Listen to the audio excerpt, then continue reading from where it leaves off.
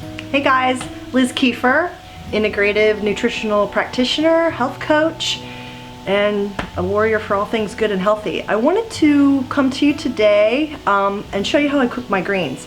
I do have a garden out back, which I love, and one of the things that I kind of grow continuously are greens, and a lot of times I get people asking me like, well, how do you cook your greens? And I've had some greens that just kind of tasted like just green things in water, and they weren't very appealing to me, and I've kind of adapted different ways of doing it with just water or just, you know, cooking them slow and this and that, and then I've come up with a way that I love to make them. One of my most favorite things is bacon, and so for those of you that are not into bacon, just stop right here because we're gonna work with bacon. Just wanted to show you first what we have.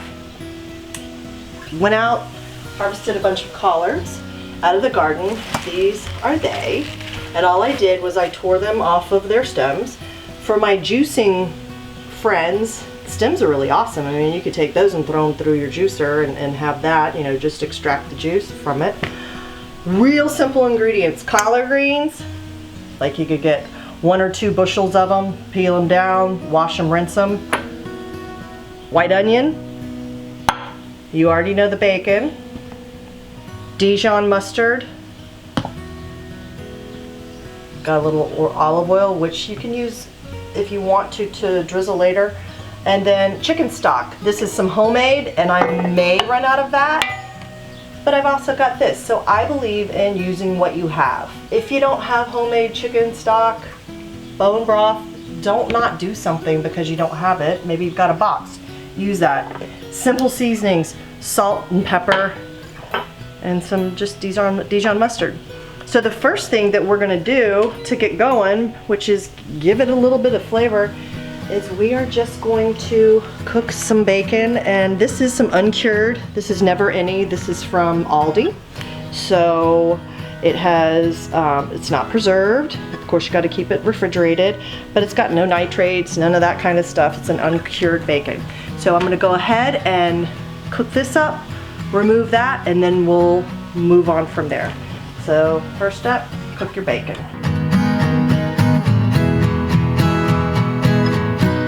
Okay, so now we have the whole pound of bacon cooked, and it looks really small, so I don't really feel so bad to say that there's a whole pound of bacon in this. But really what we wanted was the fat, which is going to give it a lot of flavor. So that's where we are now. So we've got the fat in there, bacon's out, drained and done. We'll put it over here. So the next thing that we're going to do, we just started with a plain simple white onion. If you have a yellow onion, or if you have a purple red onion, it doesn't matter. An onion, cut it up, chopped, diced, here it is. We're just gonna take this whole nice medium-sized onion.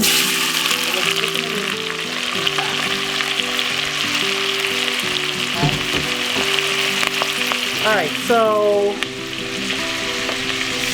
we're just gonna let this cook, and who doesn't like caramelized onions? Now let me tell you a little bit about onions. Onions are so good for us. They have a lot of antibacterial, antiviral properties to them. They're just excellent for us. And this is going to be one of our big flavors. So if you remember what we looked at with our ingredients, there weren't very many of them.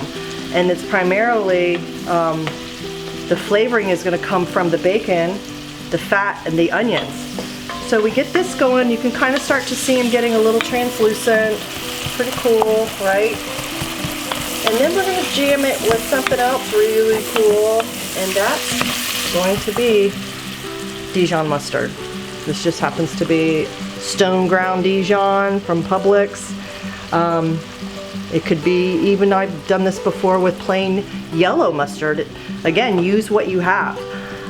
Something else that I really believe in is play with your food. Play with it, play with flavors, experiment. That's how you get comfortable with cooking. So what I do with this is, I don't measure, but you know, I'm gonna give it a couple of turns in here, okay? Pretty nice. I would say that's probably about a half a cup if you were to measure. Pound of bacon, 1 onion, cup of Dijon mustard. That works. So we're just gonna cook that up. Let this work its flavors in there. And as far as, again, going back to the flavoring, with the flavor of the bacon, you know, it tends to be a little more salty flavored, so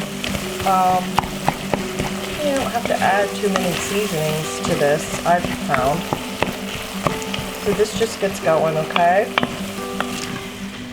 I think the secret to a lot of the greens cooking is letting it cook slowly for a long time. So we're just laying down the base, a foundation that we're going to build upon.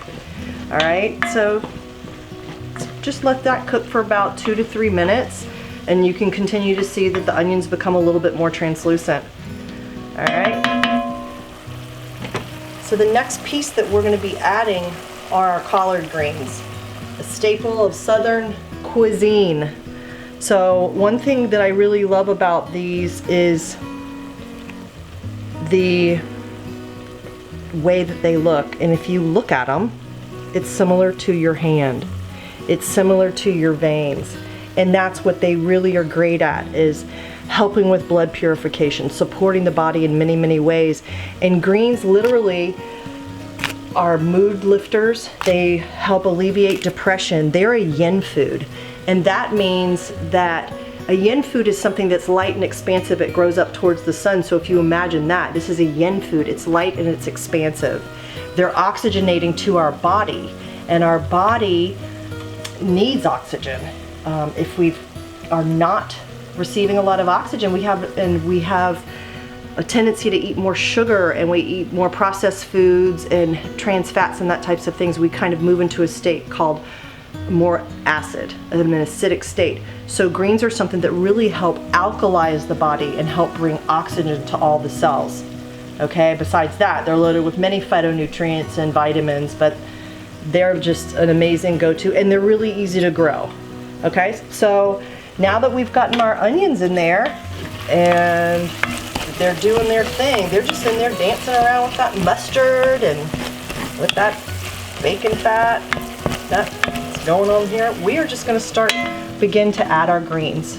Okay, and what they're going to do is they're going to wilt, they're going to cook down. So this was 2 big bushels of collards, and you just add them slowly, let them get in there, and they'll start to shrink.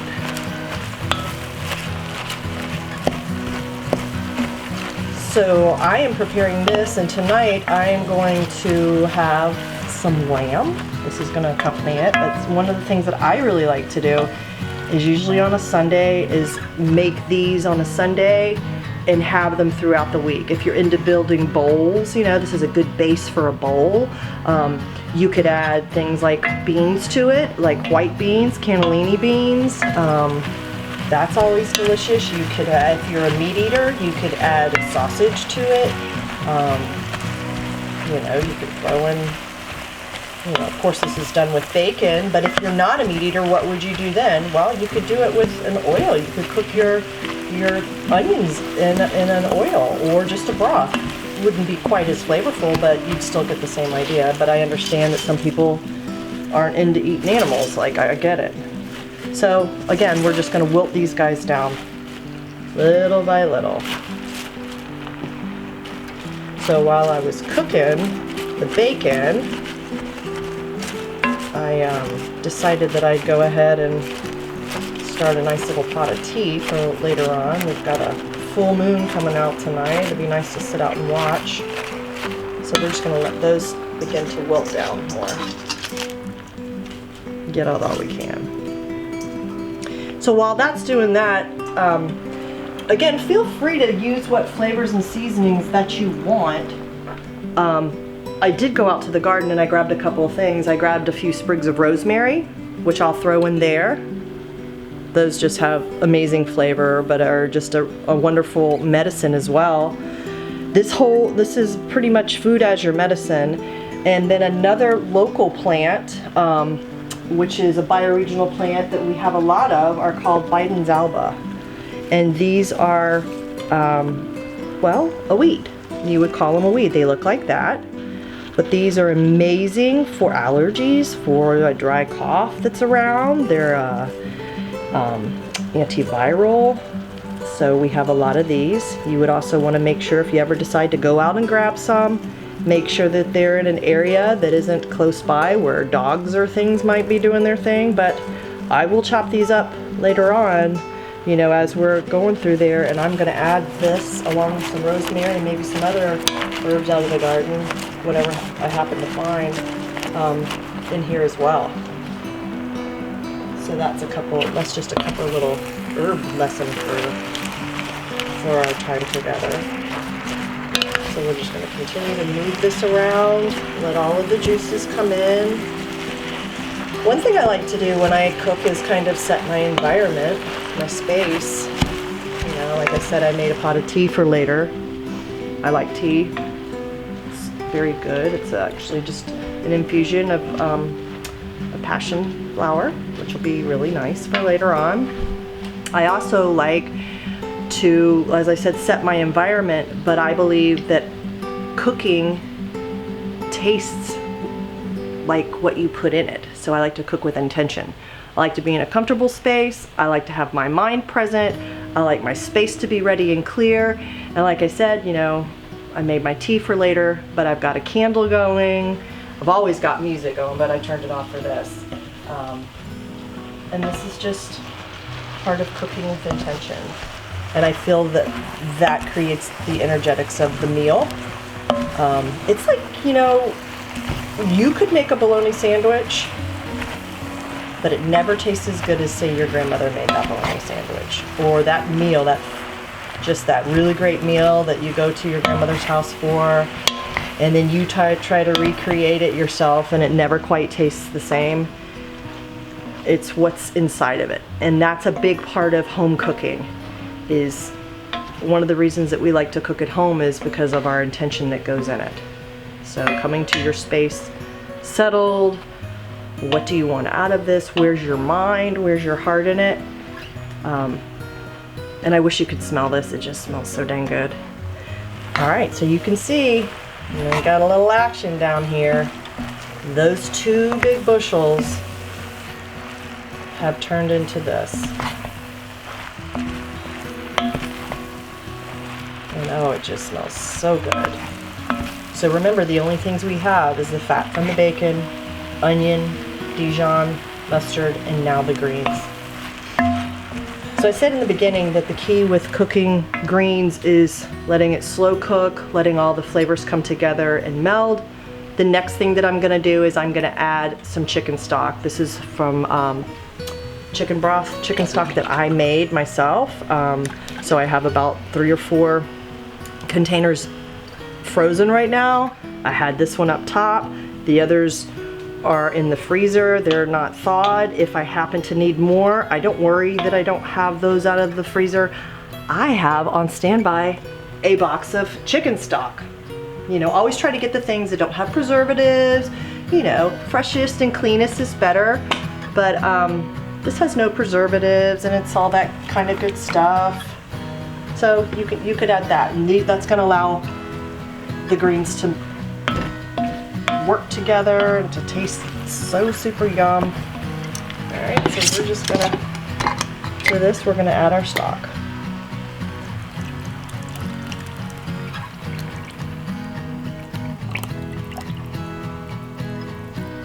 And once we get this to a little bit of a boil, I'm gonna turn it down, cover it, and let it simmer for a bit while I cook the rest of this meal. So we're probably going to eat in about 2 hours. If it was like a Sunday, I'd let it slow simmer for a few hours. I just like that. Going back and tasting it a little bit here and there and see what's in there. Like I said, it's a really great to make this on a Sunday or at the beginning of the week and eat it throughout. So we're gonna let this cook, and in a little bit when it's all done, I'll plate it and I'll show it to you. In a little bit we'll throw this bacon back in, the secret weapon.